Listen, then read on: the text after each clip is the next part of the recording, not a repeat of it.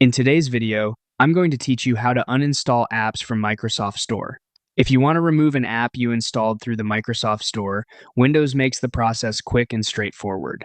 I'll walk you through it slowly so it's easy to follow, even if you're not very familiar with the Settings menu.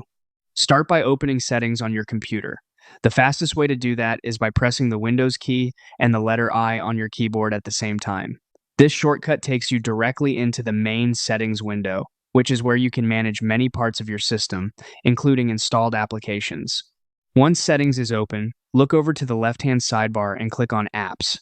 This section is where Windows groups together everything related to software on your device. After that, select Installed Apps. That will open a full list of the apps currently installed on your computer. From here, you can either scroll through the list manually or use the search bar to find the specific app you want to remove. If you have a lot of apps installed, using the search bar can save time and help you find the correct one more quickly. It's always a good idea to double-check the app name before uninstalling, just to make sure you're removing the right program. When you find the app, click the three dots next to it. This opens a small menu with additional options. From that menu, choose Uninstall. Windows may ask you to confirm the action, and if it does, go ahead and confirm to continue.